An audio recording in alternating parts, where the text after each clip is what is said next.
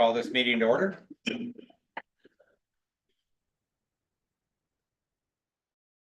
We would like to acknowledge that the land we stand upon today is the traditional territory of the Anishinaabe, the Haudenosaunee, and the neutral peoples.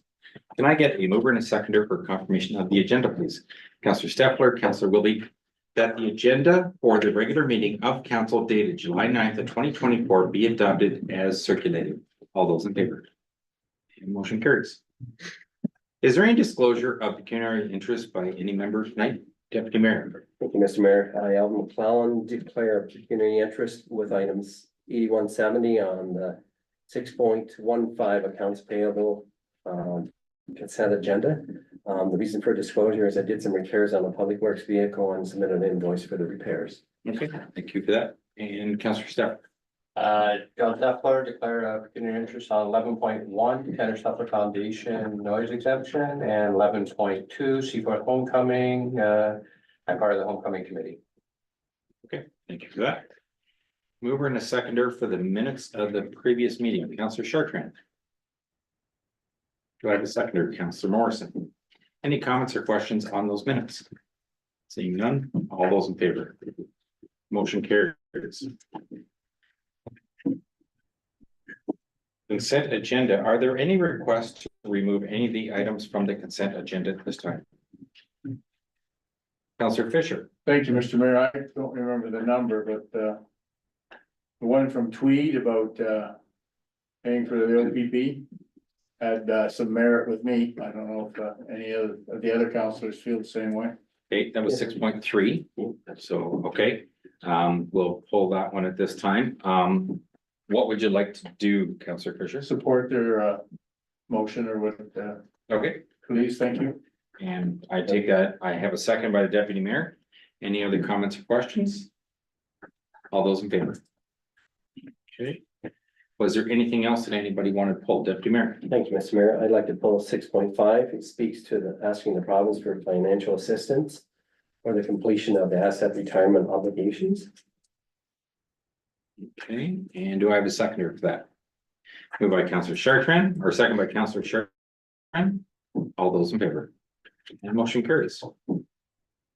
Is there anything else that anybody would like to, Deputy Mayor? Thank you, Mr. Mayor. If I could, through you to the interim fire chief, Marty.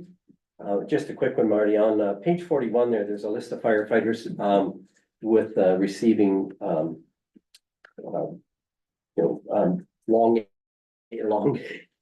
long-term service of working on the fire department and being on the fire department. Is there any sort of formal thing going to be set up where they would be presented with them awards? So normally, in the past, we did it at their Christmas banquets. I would go and present it to them. So I'm not sure moving forward what. But it would be a good idea. Maybe we could do it in the council meeting when they do it here. Well, not telling or anything like that, but I was just wondering if they wanted to be asked, if they would like to. Because I think it would really mean something to not only receive the award from you or the chief or who's ever in that time, but also from the mayor as well, and get appreciation from council as a whole. So I think they really need to be recognized, so. Yeah. So all the awards aren't in yet.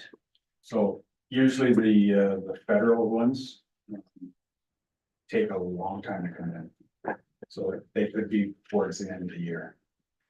But I think that would be a good idea. Just something to consider anyway. Yeah, for sure. Because usually by the end of the year, isn't it January that we give our awards out or long term? End of December, we usually do our long-term service, so we could probably do those at the same time.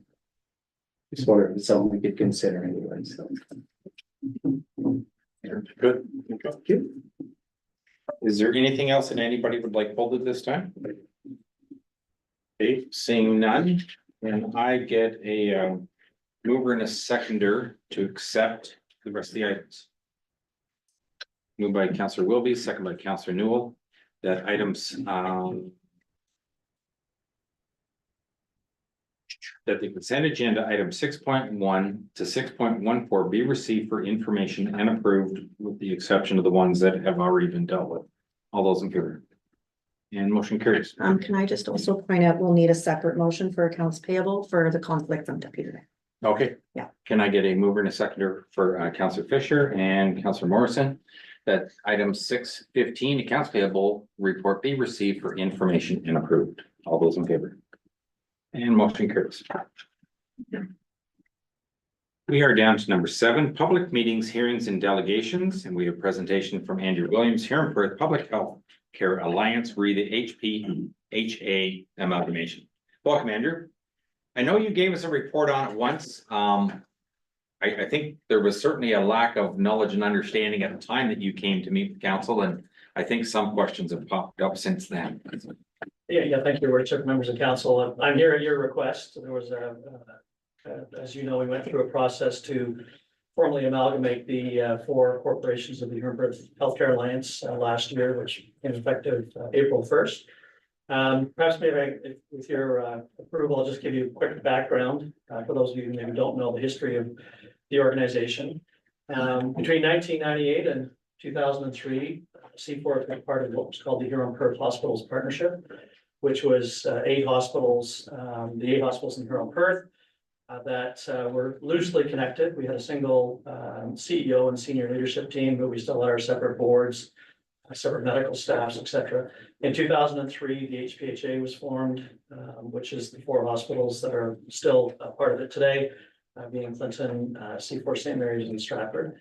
When we formed in 2003, we chose not to legally merge, but we went through almost every other step. In other words, we integrated all of our staff, so staff could move between hospitals. We went to 1 board of directors. We went to 1 medical staff. And then we protected our separate foundations, and that resides, it's exactly the same as it is today, with the exception of the legal corporate statuses of the 4 corporations no longer exists. We're now the Huron Perth Healthcare Alliance and a single corporation. So, there's no change in how we operate. There's no change in service delivery. It's really simply a behind the scenes paper process. It obviously does, for those of you who decided to ever read our alliance agreement, and kudos if you did, there was a process where hospitals could remove themselves from the HPHA. After 20 years, though, of running as one organization, the cost of that would have been astronomical. And we felt that it just made sense to go this next step from a legal perspective. So I'm happy to answer any questions that anybody has on what we've gone through while we did it. Or obviously other questions, if you have questions about healthcare and what's going on and in areas that I can maybe respond to. Questions of council? Counselor Fisher. Thank you, Mr. Mayor. I have a couple, if I may, Mr. Williams. So the reason for this incorporation consolidation is just to facilitate the operations of the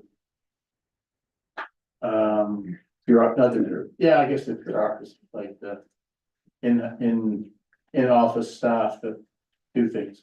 Well, it certainly streamlines operations a little bit. I won't say it's a significant amount. I mean, we go from 5 audited financial statements down to 1 as an example. With the Corporations Act, and you all know about the new Corporations Act coming into effect, there were significant changes we need to make. We would have needed to make to the alliance agreement regardless, and we just felt that it was the right time to do what we did. So this doesn't take away any of the autonomy or whatever of the individual units. They're still who they are and what they want to do, or not as. For 20 years, all 4 sites, including Seaforth, obviously have been under 1 governance structure. Yeah. So, the plans that we've made and many in this room have been involved in conversations over the past number of years around service changes and adjustments that we've made. None of that has changed. The only legal issue is the Seaforth Community Hospital Corporation no longer exists. Okay, then my second one, I attended a meeting, I wasn't able to make the one here in Seaforth in September, but the one in Clinton was quite contentious. Have things calmed down there, or they're not looking around for going somewhere else? Yeah, we held community meetings as you point out in our 4 communities in the fall to discuss a number of things, including the proposed amalgamation. Certainly Clinton was a little bit different than the other three.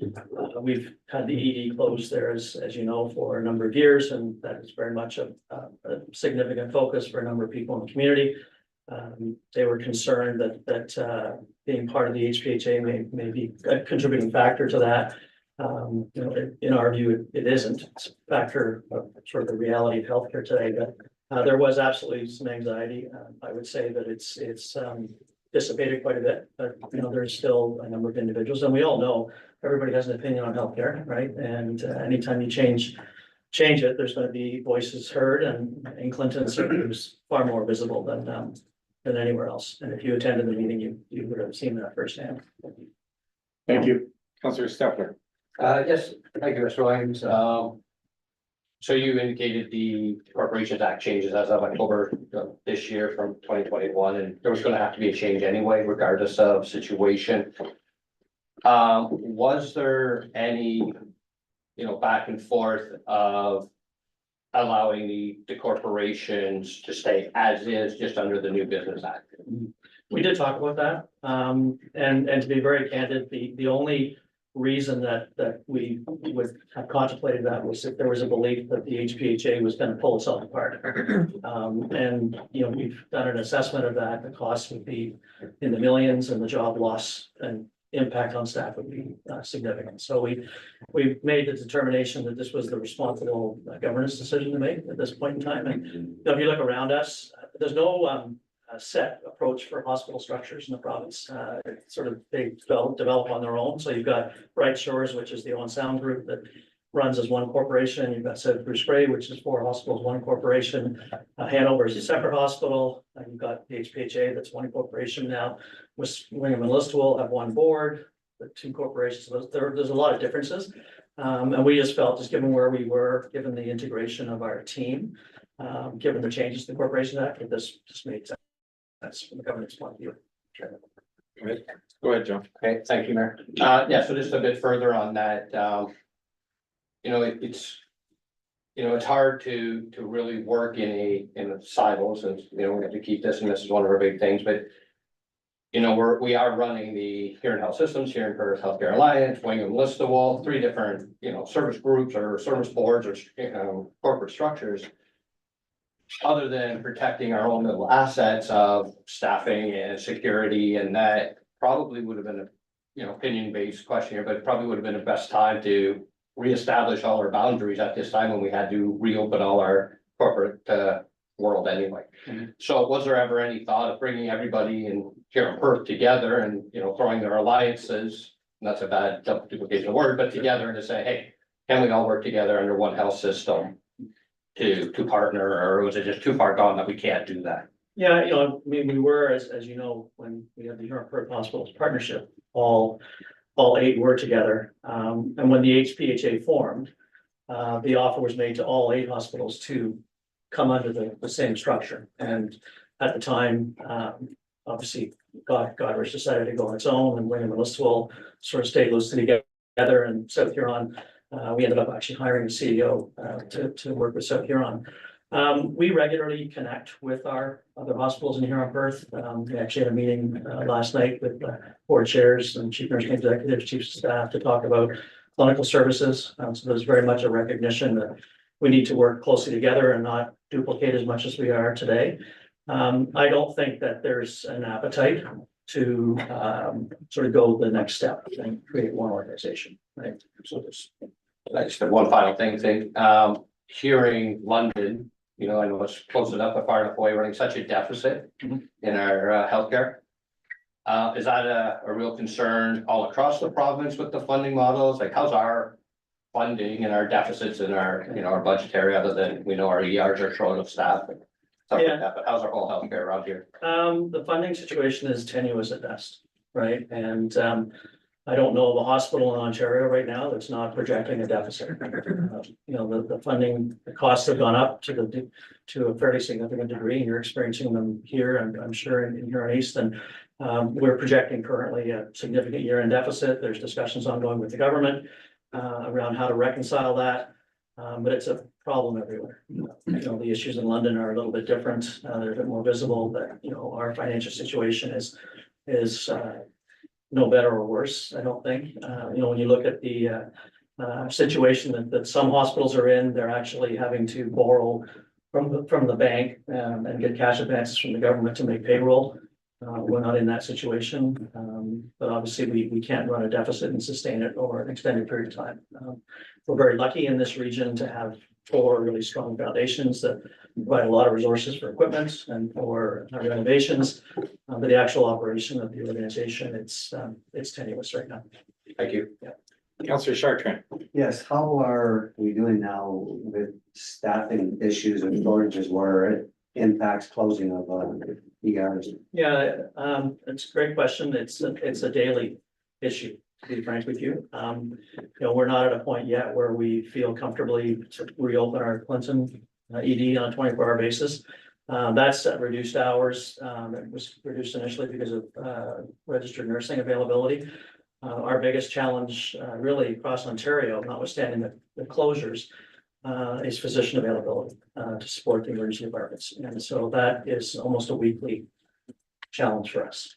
There are provincial programs that physicians can register to and make themselves available to move around the province. And we take advantage of that in Seaforth. But it's a significant issue, and it's not going to get any better. And you've heard me every time I come to council and any other council I speak to is that, as long as we continue to compete with each other doing the exact same thing every 20 minutes up and down Highway 8 and all over the place, it's going to be an issue. And so, we're doing our best to be very visible from a recruitment point of view. We've had, I think, some good successes over the last little while, but there's just more jobs than there are people. And that's not going to change in the short term, I don't think. And I don't think there's really any businesses that wouldn't say the same thing. Thank you. Deputy Mayor. Thank you, Mr. Mayor, through you to Andrew. Andrew, recently I heard on the radio, there was some monies released by the province in Perth County towards for repairs to hospitals.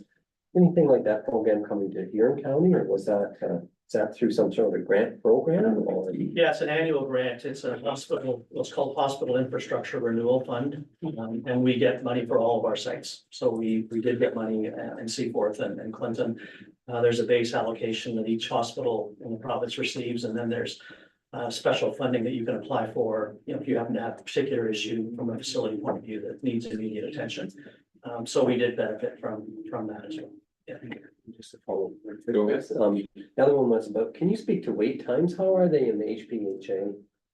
And at county council, we get a report once a month about wait times, and I don't believe our hospitals are like really, there's a great deal of wait time, but some of them are. And I just wonder if you could speak to that. Yeah, it depends really on what you're speaking to specifically. So, we have probably similar wait times in Huron and Perth for things like MRI and CT, hip replacements, cataracts that they do elsewhere in the province. Our emergency departments, notwithstanding the fact that, we're challenged from an operating point of view, our waits are actually far better than larger urban centers. And I mean, that's just a function of volume, right? I mean, we don't have the volume of people coming into our EDs. So I would say that we're probably comparable. We've just recently recruited another ophthalmologist, so that should help with our cataract wait times. We're in the process of recruiting another orthopedic surgeon, which will help with hips and knees. We are really looking closely at how do we expand our MRI and CT hours. And if you follow the news, you'll see that the government is expanding access in some private clinics in those areas. And we've raised our views on that with the government, but it continues to be a challenge. But I would say it's no better or worse in most areas here. The areas that and this is one of the great things about the Canadian healthcare system is if you are in need of urgent care, you get in. So, cardiac, things like that, right into the system. It's the elective work that's not as accessible at times. And so those are the areas that we're focusing a lot of energy on. Thank you. Councillor Chartrand. Are you finding that you're losing staff to these private health organizations? Not yet. But there's, it's early days. The call just came out recently for MRI and CT hours. And so if those are expanded significantly in some of these private facilities, that will have an impact for sure. On the surgical side, we expect the government to put a call out for endoscopies, potentially cataracts, and then potentially some orthopedic work. That could have a material impact on us. You know, we require, as you know, to be available 24 hours a day. And if you're a young graduate and you're offered a job in a Monday to Friday clinic that doesn't require you to be available all around the clock, it's an added challenge for us, right? So we raised our concerns with the government, and, you know, I can't go back to your question, Deputy Mayor, the reality is wait times are too long. So we need to do something in the province. Like, and I don't fault the government for trying to look at ways to address it. But we do have to be very careful when we look at the HR reality as it is, that we don't start competing with ourselves. And we're quite worried that might happen. And it's not just nurses, it's not just surgeons, it's anesthetists, it's MRI technologists, it's lab techs. You just look at every single category that we have to recruit. If you add another layer from a private point of view, or you expand the private offerings without a plan, it's going to have a consequence. For sure. Yeah, I have a couple family members in the healthcare system, and some of them are looking at, as you said, it's not as stressful at these private organizations as it is at the hospital, being 24 hours and the amount of people coming in on a regular basis. So Yeah. there's potential could lose some good staff in those private operations. Yeah, we could lose staff, or equally as concerning, graduates coming out, don't even look at the hospitals, right? They look at other opportunities. However, you know, we're doing our best to make sure that the views are known, and, you know, we're really lucky in this area. We've got we live in a beautiful part of the province, and, you know, we have to sell a lot of those advantages. So the private operators are not going to set up in rural communities, right? They're going to set up in areas where there's high volume, easy access. So, you know, we're quite mindful of that. But, you know, it's a factor that we have to deal with in our recruitment and retention. Yeah. Just one follow-up to that, Andrew. I understand that we certainly don't want healthcare to become privatized, but if there are more locations where you can get your CAT scans or MRIs, will that eventually also help eliminate some of the wait times?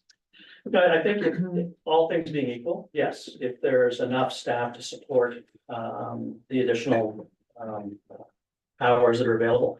The worry is in the short term that, you know, you may rob Peter to pay Paulette, so to speak, right? Where you may have more access in a private clinic and less access than in the hospital because we don't have staff. So I think in the longer term, if we had a very comprehensive health human resources strategy, if we had a requirement, so private surgical centers is a good example where there's discussion, should the physicians be required to provide support to hospitals as well, from a call point of view. If we have those sorts of relationships, you know, we can mitigate some of it. But in the immediate short term, there's just not the staff to support parallel. And you also got, as you know, a number of MRIs that were approved over the last number of years to be built into hospitals. And these are multi-million-dollar investments, right? On the communities tend to have to pick up. So we've got capacity that's going to start to come into play. But again, there's no HHR plan, health human resources plan, that says if we're adding this many MRI units, we need this many more MRI techs to be going into, you know, school. And we need to figure that piece out for it to meet your point, because you're spot on. I mean, we should provide better access. I couldn't agree with you more. And if doing it through the privates is the way to do it, then we should look at it. Our position has been, if we're not running 24 hours a day, which we're not in our MR, look at that first before you add elsewhere, because then those staff are part of our team and they're available for call purposes and to support locally. But there's a lot of issues with it. Andrew, thank you very much for coming back in. In fairness, the last time you were here and you gave the presentation, we didn't have a lot of background information. Thank you to Councillor Fisher, because when he attended the meeting in Clinton, he certainly heard opinions from people that were more involved in the industry than we are. We're certainly not responsible for healthcare, but we are a voice of the people to when they have concerns to raise them. But thank you very much for coming in and answering the questions. So I'm available anytime. Thanks for doing it.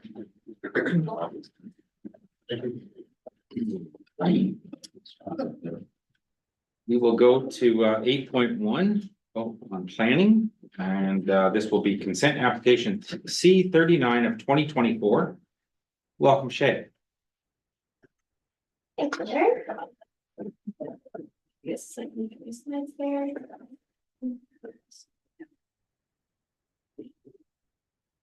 Perfect. So yeah, so this is consent file C 39-324. The property address is 43557 Blythe Road. And the applicant / owner is Church Farms Limited. Next slide. So just a quick aerial photo of the subject property here outlined in orange. And then the proposed severed parcel is outlined in blue. So we're on the corner of Blythe Road and Maple Line. Thanks. Next slide. So we're looking at a new lot created under the surplus farm residence severance policies. The severed land is approximately 3 acres in size. And contains a house, shed, and shop. And the retained land is approximately 91 acres of vacant farmland. So property is zoned AG1 and NE2 and designated agriculture and natural environment in the official plan. The proposal meets all of the surplus farm resident consent policies. It's a minimum size for residential purposes and servicing, and the house is surplus to another farm dwelling owned by the current owners. The farmland also has an existing field access on Blythe Road. Just a couple photos of the site there. The house is on the left and the existing shed and shop on the right. No comments were received from staff, neighbors, or other agencies. I will note that the original septic bed was located on the retained farmland. And as per comments from the municipal septic inspector, the owners have since relocated the septic bed. The new location is to the north of the main dwelling. Just on the next slide, there's a picture of it. And this location meets all setback requirements and received an initial inspection from the septic inspector. Just note that there is a condition attached to this application that a final inspection be obtained by the septic inspector, just to make sure it's functioning properly. Next slide. So the application is consistent with the PPS, conforms with the Huron East official plan and Huron County official plan, and is recommended for approval with the attached conditions.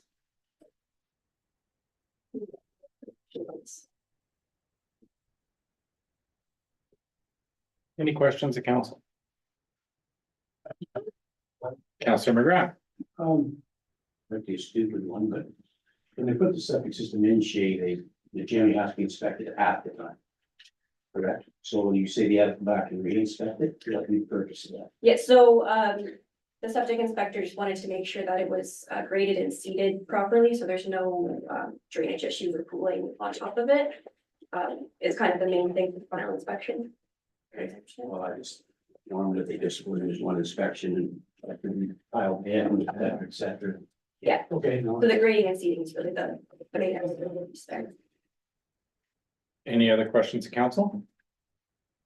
Can I get a mover and a seconder, please? Moved by Councilor Wilby, second by Councilor Fisher, that the council of the municipality of Huron acknowledge the report of Huron County Planner Shay Stahl dated July 9th of 2024 and has no objection to consent application C 39 of 2024, provided the conditions as outlined in the planning report are met.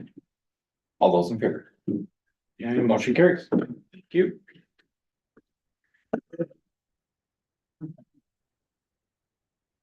Well, yeah. I don't think I've ever seen this before.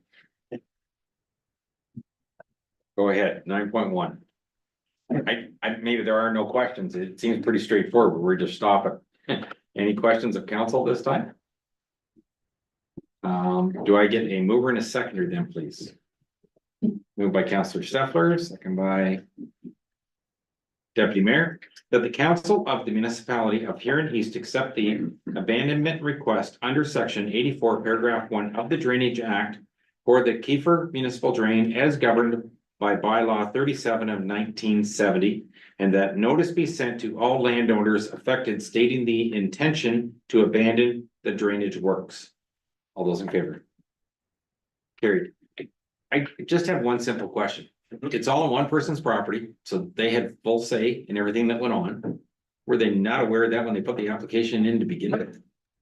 Yeah, so it's actually on two pieces. Oh, it's two. Two separate landowners owning all the lands Okay, within, with that have benefit to the drain.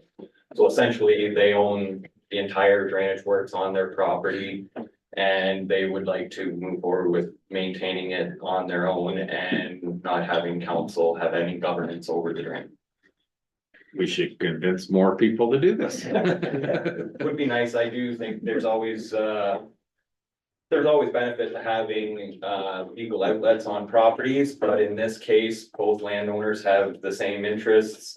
They are aware of any implications that would happen in the future of having to re-petition for a drain. If lands get split. There could be people that maybe have a tough time petitioning for drainage works in the future, but they are all aware of all the repercussions of the abandonment with this. And they'd like to move forward with it, so. Okay, thank you very much. Just one question. Go ahead, Larry. That's given to them in writing, right? Yes, So just, so 10 years from now, they can't say, we didn't know that. That's it. yes, no, it's all in paper. They have signed an agreement with the road. If there's any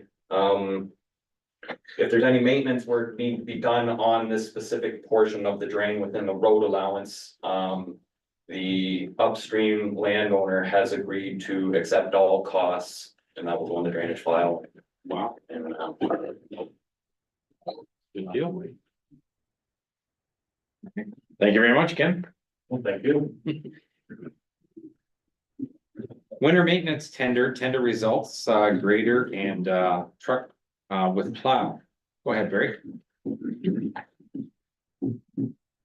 So we contract out a fully equipped grader and a truck with snow plow equipment for the winter season. The existing contract's expired.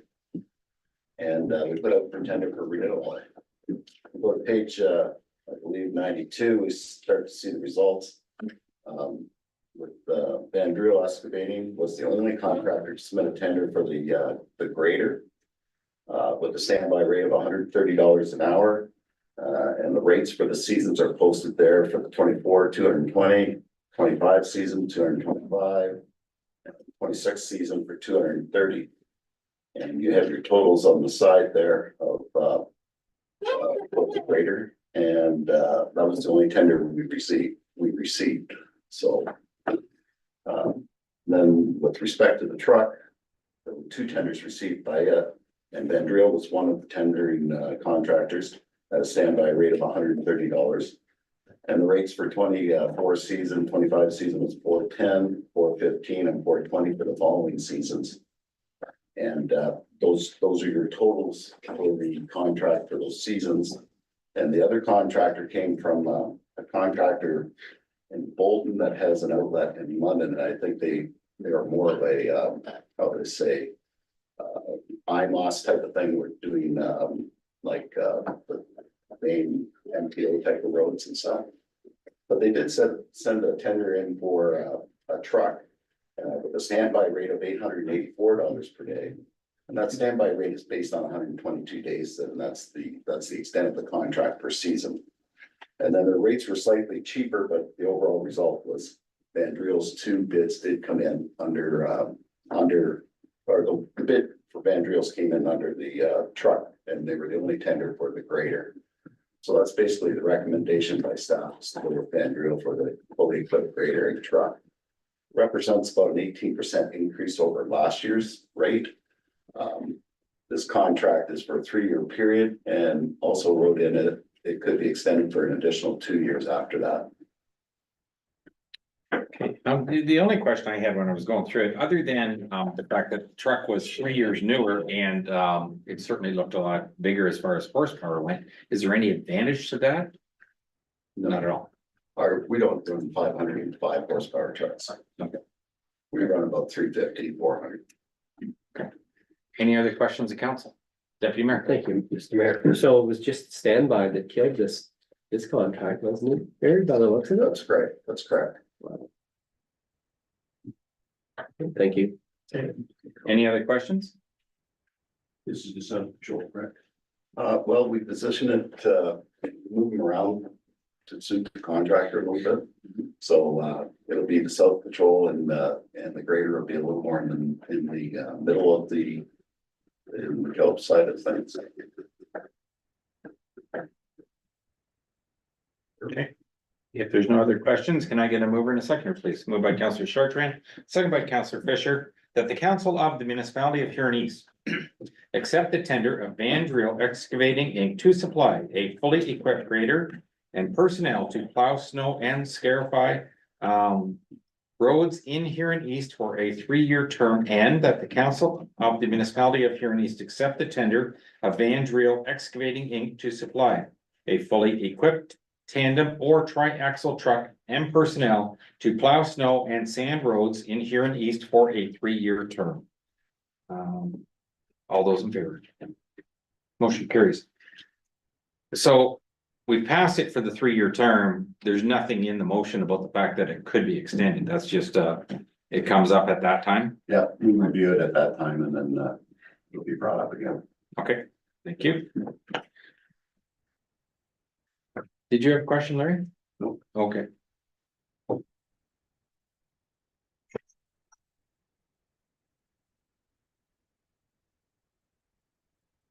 10.2 BDO Community Improvement Program and Grant Recipients. There was a chart. So on May 16th, we opened the first intake for applications to the new community improvement program. Commercial, industrial, and agricultural property owners and businesses were encouraged to apply to one or more of the 4 funding programs. So we received a total of 18 applications, 8 facade improvements, 3 signage improvements, 3 agribusiness innovation projects, and 4 vacant and underutilized property projects. The total grant request amount was just shy of $69,000. So based on the evaluation, the Community Improvement Program Committee recommends that the following applications and grant requests be approved. So we have 15 Main Street, South Seaforth, $2,000, 51 Main Street, South Seaforth, $1,000, 533 Turnberry Street, Brussels, $2,500, 58 Main Street, South Seaforth, $2,000, 15 Main Street, South Seaforth, $450, 9 Main Street, South Seaforth, $350, 428 Turnberry Street, Brussels, $200, 42777 Walton Road, Walton, $2,000, 82224 Hensel Road, Walton, $2,000, 27 Crombie Street, Seaforth, $5,000, and 19 to 27 Main Street, South Seaforth, $2,500. So these 11 projects represent an investment of over $111,000 into our community. All 18 projects were eligible for funding, but due to budget constraints, the committee was not able to financially support all of these programs. So therefore, the committee requests council to consider increasing the community improvement program budget in 2025. Are there any questions? Any questions of council? Carolyn, I got a couple just because I'm a fence sitter when it comes to things like this. I appreciate the fact that we're putting in what, like 20% of the value of a project? Is that about right?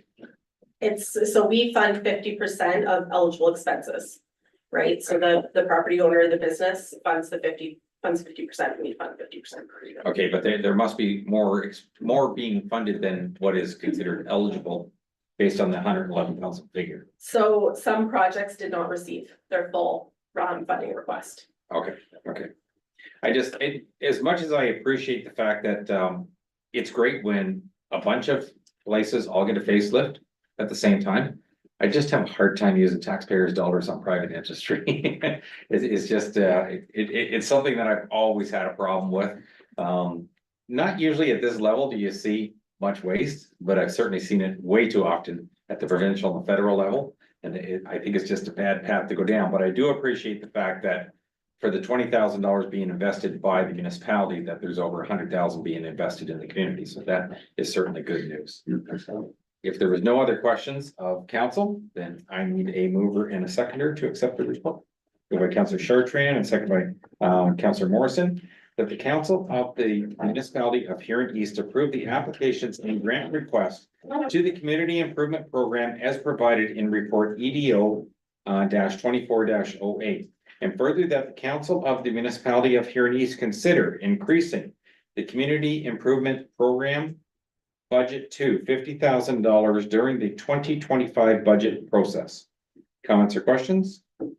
Although, Councillor Fisher. Thank you, Mr. Mayor. I was gonna bring it up later, but the increase of the budget, I was listening to our Brussels lease, which is for 10 years for 25,000 a year roughly for the new ambulance station. And I didn't know if that money was gonna be dedicated to anything or go into general revenues. I wondered if council would consider, because it's new money, found money, we haven't put it towards anything yet that I know of, if that could be used to fund the CIP increase. It's certainly something that can be considered. I'm not gonna go as far as to say it's found money, because I'm not sure that it's 100% profit I'm referring to from the lease perspective. But it's certainly something that staff can bring back as information and something that can be considered.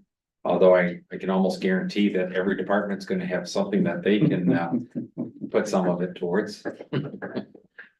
Yeah, just a thought. Yeah. For consideration. Thank you, Mr. Mayor. No, that's fair. Any other questions at this time? All those in favor, oh, Councillor Chartrand, you had one? Yes, is there once you give them the money, is there a set time frame that they have to have the work completed by? Yeah, so I have drafted an agreement. And so the work has to be done by the end of the year unless they have requested an extension. But at this point, they should all be done by the end of the year. Okay, that was my concern, that they got the money and they didn't do the work. They don't get the money until Very end. they send in the receipts. Yeah. Okay, perfect. All those in favor of the motion? And motion carries. Thank you. Next one, Tara Lynn, the community brand. Yeah, so council approved the use of modernization funding for a Huron East branding project at the June 4th council meeting. The request for proposals for the Huron East Community Brand Project was issued on June 7th. The request for proposal closed on June 22nd and 10 submissions were received. Based upon the results of the evaluation, staff are recommending the award of the Huron East Community Branding to Cinnamon Toast for a fee of $27,000 excluding HST. This fee includes research and discovery activities, community outreach and engagement, brand framework, and 3 logo and tagline options, brand guidelines, and brand template and toolkit development. Further community engagement activities may be added for additional fees, including a focus group with a key cohort for $1,250 and one-on-one interviews for $750. Staff recommend adding the focus group and interviews to community engagement activities and increasing the project budget to $29,000. Cinnamon Toast proposal stood out from the other submissions with respect to the experience working with other municipalities and counties and the creative examples that they shared.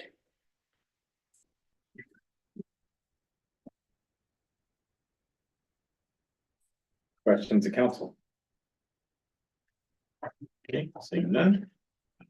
Can I get a mover and a seconder for the motion, please? Moved by Councillor Wilby, second by Councillor Steffler, that the council of the municipality of Huron East award the Huron East community branding request for proposal to Cinnamon Toast, and further that the council of the municipality of Huron East supports staff's recommendation to increase the project budget by $9,000 to a total of $29,000, with the funding drawn from the modernization reserve and marketing and promotions. Any final comments, Deputy Mayor? Thank you, Mr. Mayor, through you to Taryn. So that 9,000 is also coming out of the modernization fund as well? Yeah, Is that the way I read that? so that will leave just shy of $3,000 in the modernization fund Left. left. Okay. Yeah. Thank you. All those in favor of the motion? And motion carries. And we go to 10.4, Canada Community Building Fund Agreement. Welcome, Stacy. Nice to have you back. Thank you. So the current municipal funding agreement has expired for the building fund, which was gas tax. So this is a request for council to consider the bylaw to authorize the new municipal funding agreement for the administration of the Canada Community Building Fund, so that we can continue to receive these funds over the next 10 years. And you had a chart in there and it looked like you already kind of know the forecasted increases you're gonna get over that Yeah, time. they're frame. on the website, but yes. Okay. Yeah. Well, stabilized funding, we've asked for that 3 years. Okay, can I get a mover and a seconder, please? Moved by Councillor Wilby, second by Councillor Chartrand, that the council, what is this? That the council of the municipality of Huron East consider a bylaw to authorize municipal funding agreement for the administration of the Canada Community Building Fund. All those in favor? A question, Mr. Oh, Mayor. sorry, Mr. Councillor Fisher, go ahead. Thank you. Stacy, it doesn't change what we do with the money in any way, shape or form, does it? We No. can still put it in our bridge and road reserve.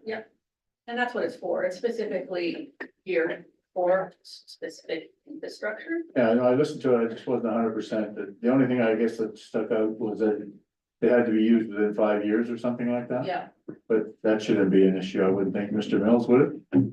No. it's not an issue. I have to report annually. Okay. Thank you. You're welcome. I did call the vote, but I'll call it again since there was one more question. All in favor? Motion carried. Thank you. We are down to correspondence. And the first one is the Tanner Steffler Foundation request for noise exemption. Can I get a mover and a seconder, please? Moved by Councillor Wilby, second by Councillor Chartrand, that the council of the municipality of Huron East approve the Tanner Steffler Foundation request for a noise exemption from July 27th of 2024 to 1 AM on July 28th of 2024 for the 6th String Music Festival at the Seaforth Agriplex. When I read this, there was actually more detail in it that it was just each evening up until 1 o'clock. Is that correct? I shouldn't be asking Mr. Steffler. No, I believe that was for the next Good. one. They have That was the several next one? evenings. The next one. Oh, And that's I for see. 2025, but this one is just for that night. So it's when the noise bylaw Okay, comes into effect until 1 AM. yeah, okay, thank you. All those in favor? And motion carries.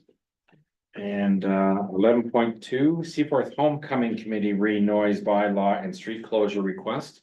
Can I get a mover and a seconder, please? Moved by Councillor Morrison, second by Deputy Mayor, that the council of the municipality of Huron East approve the Seaforth Homecoming Committee request for a noise exemption from 11 PM on July 31st until 1 AM on August 4th, 2025 for Seaforth Homecoming events.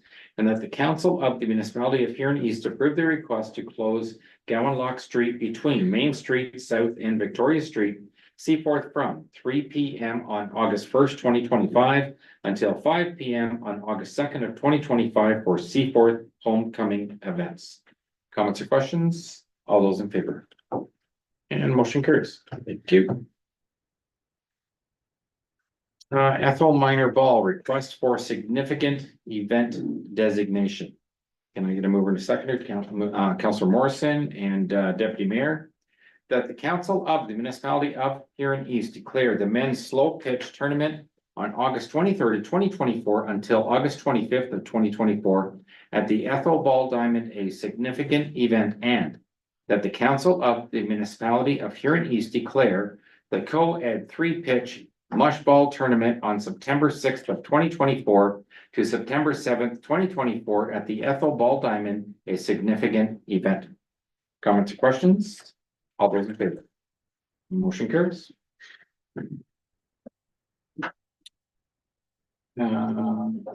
Canadian Union of Employees Child Care Worker and Early Childhood Education Appreciation Day of 2024. Can I get a mover and a seconder, please?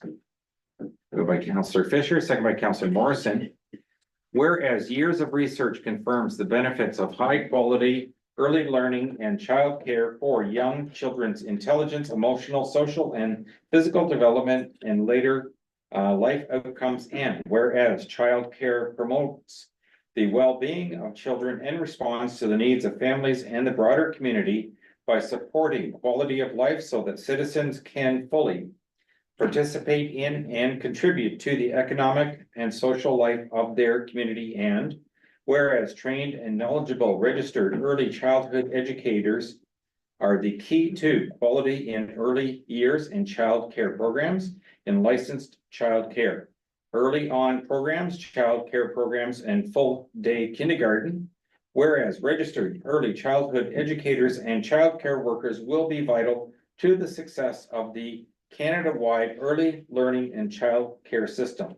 Therefore, be it resolved that October 24th of 2024 be designated the 24th annual Child Care Worker and Early Childhood Educator Appreciation Day in recognition of the education, dedication, and commitment of child care workers to children, their families, and quality of life of the community. Comments or questions? They've never read Cole's notes, I don't think, so. All those in favor? Motion carries. I have nothing under unfinished business. I will go to council reports, and the first one goes to Deputy Mayor for County Council. Thank you. On June the 26th, we had Huron Perth Children's Aid there to give us a report. They wanted to stress that they really want to work with families to help them through their crisis. Currently, right now, they're working with 11 families in Huron East. So they are. Next, we got a report from the Affordable Housing and Homeless Committee. Last year, I reported that we operated a motel style for the homeless over the winter months.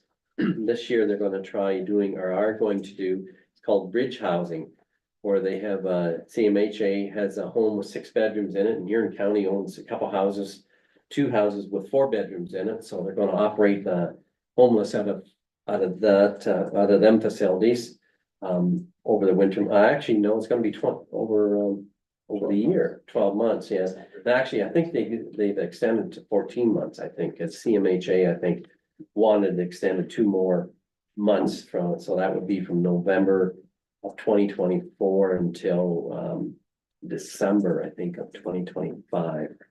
So out of that, of course, everybody, the homeless people, they also get a rent subsidy that they pay for their houses there, and or pay for their housing. That's $550 a month they get paid.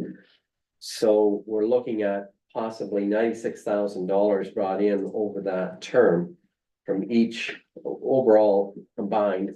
So we're thinking about using that money and setting up as a fund to help as we transition from this sort of bridge housing into permanent housing to help their rentals. If I'm explaining that correctly. We also talked about the roundabout at Airport Line and Highway 83. We had the engineers design presented to us. Looking at about 2.8 million to do that roundabout there. We had Derry Wallace there from she's our conservation and demand management manager, I believe. She said back in, I think it was 2018, when you set the your goals for demand management and conservation, you set a 2.5 reduction by 2023. Well, actually, they achieved 7.9 reduction overall in 5 years. So again, they're trying to set a reduction goal of 2.5 again of energy use at the county by 2028. One of the issues come up, I guess, at our last meeting just last week. Then Morris Turnberry had a application for a severed house on a piece of farmland. The issue that was at hand was there's a provincial, or not provincial, but a planning rule that any houses to be severed off farmland has to be, I think, 15 years old. It used to be 25 at one time, they dropped it down to 15. This particular house is only 9 years old since it was built, so we had quite a discussion around that, and eventually it did pass, so it did. But we also asked for a report from staff, because I think as Councillor or Mayor Ginn pointed out, that we're already looking at ways to create more housing. So having a guideline of 15 years maybe doesn't make a whole lot of sense either, and not the fact that you can build a house and then separate off either makes sense. But maybe it needs to be looked at and maybe come up with something kind of happening halfway in between, so. I think that was everything that I had. Just two things I want to add to that. The 2.8 million was the correct figure, although it wasn't the full figure. That did not include the purchasing of the land for the roundabout. And I think there was one other thing, and I think between those two numbers, it was at least another 300,000 or something like that. Rental of the land for the bypass, isn't it too? Wasn't that another one? Yeah, it could have been. I can't remember what the two items were. Because they want to rent some farmland to put a temporary road around it. That's it too. Yeah, and as far as the that farmhouse goes, actually the rule, it wasn't 25 years. It used to be a worse system. It used to be any farm that had anything severed off it prior to since 1973. So that there was no timeline. It was just an arbitrary date that the province had put out at one point. So the county had set it at 15 years, and we didn't have a rhyme or reason other than the concept was that if someone had built a house and wanted to sever it, they wouldn't wait 15 years to do it. So we weren't going to gobble up a whole bunch of farmland by people just building a house, speculating, and then moving it on. There was good merit, I felt, in this one because the piece of farmland that was left was a small parcel.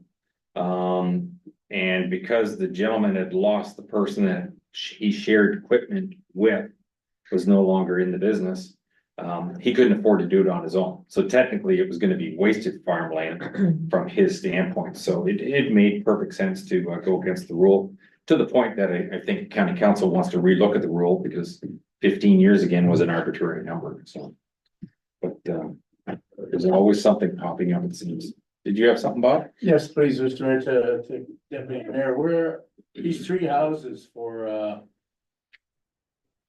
homeless, are they all in Goderich or are they throughout the county? No, I believe they are, Bob, in Goderich. I don't know for a fact. So they have better access for social services, et cetera. I believe so. That was the reason why, yes. Thank you. Are there any other boards, committees, meetings, or seminars that anybody wants to bring up at this point? Okay, seeing none. Are there any requests by members of council this time? Councillor Fisher. Thank you, Mr. Mayor. I think it was in March, we sent a letter to Municipal Affairs Minister asking for equal money that he gave Toronto 3 billion for the Gardner and more and more and more, and I think we piggybacked on a letter from Lambton County or something like that, asking for equal amounts of money for everybody, and we asked Municipal Affairs to reply by June 28th in the letter, and I would defer to our clerk. Did we hear anything? No, we did not. Should we follow up or send more nasty letters or what? If you would like to request that, we can. Unfortunately, I think you're asking staff to do something where the province is just going to ignore you. You did kind of already tonight with that whole, with the correspondence about the police issue. They brought up in that again, the money that went to the city of Toronto as part of their argument, yes. So it's still being mentioned over and over. It's up to you, Councillor Fisher, if you want something raised again. Well, it kind of irks me, Mr. Mayor, that they didn't even respond after 3 months, and I doubt if they responded to Lambton County as well. On these. I don't know what to do. I think they should at least have the At least acknowledge they received it. Yeah, something like that, just recognition that the province is a little upset with, Toronto being the capital of, the capital, whatever, getting all the capital, I don't know, I just a little EO, but, if there's no interest from other councillors to pursue this, then let the sleeping dog lie, I guess. I think we all agree with your concern. We just don't want to be wasting staff's time if the province will ignore it. That's the only issue. Okay, thank you. Are there any other requests, Councillor McGrath? Just a couple, Lisa, could you give us the next council meeting, a written, just the numbers of people using, if they're using that, online sign up? Yeah. If we could get that, and the second question was, how's your computer sales going? Oh, you mean the iPads iPad? that we, We have utilized, I believe, 4 of them right now for camp leaders and daycare. we haven't sold them though. No, we have not sold them. No, we are reutilizing them with some of the departments and then we'll put them on Gov Deals for sale from there if we have any extras. That was the only 2 stupid questions I had, thanks. Are there any notices of motion by members of council this time? Seeing none, are there any announcements? Deputy Mayor. Thank you, Mr. Mayor. I just wanted to mention that, Walton Equipment Rentals, they're in here in Eastern Walton there. They were featured last night on a segment on CTV Kitchener News. The feature is called Made Right Here. It featured the owner, Gary Sutcliffe. They make liquid manure spreading equipment. Presently, they invented and are manufacturing called, a piece of equipment called the Drizzler. Where it actually just drizzles manure on crops, and it was very, very educational, the piece that they had on there. And as Gary said, he said lots of people drive by and they don't even realize that these are being shipped all over the world. So anyways, I just wanted to point that out, so. Oh, he's got a pretty good little business there. Councillor Deal just has announcement as well, so she's just on Zoom. She can verbally give her announcement as well. Welcome, Good evening, Councillor Dean. everyone. Good evening. Sorry, I couldn't make it tonight. I just wanted to make everyone aware, a little local news. A local young lady here, she lives on Browntown Road. Alyssa Albers had made the Canadian dance team. And for the last week and a half, her and her family have been in the Czech Republic for this competition in Prague. The team took the silver medal last week, and Alyssa's solo performances got her a gold medal. So just a little local talent coming out of Huron East and the Grey Ward. And I think it's something that everyone should know about. Thank you very much for that information. Councillor Chartrand. Yeah, I guess I could have mentioned the last segment, but last month, a couple weeks ago, I attended the Seaforth Lions 100-year celebration representing the municipality. It was a big event. There was two dedications. There was a dedication of the pavilion to Dr. Turnbull, who ran the park for many years. He had a huge family there for photo ops. He obviously has passed, but and then the other dedication was the ballpark was dedicated to Bob Butemiller, who of the 100 years of the Lions Club has worked there for 60 years. So that was dedicated to him. There's huge, great big plaques with their pictures on them, and the Butemiller family was there as well. And the Lions committee did an awesome job cooking hot dogs and feeding the public, and free swim day. It was a really good day all the way around. So 100 years of them running that park. And thank you for filling in for me that day. We are down to bylaws. Can I get a mover and a seconder for bylaw 55?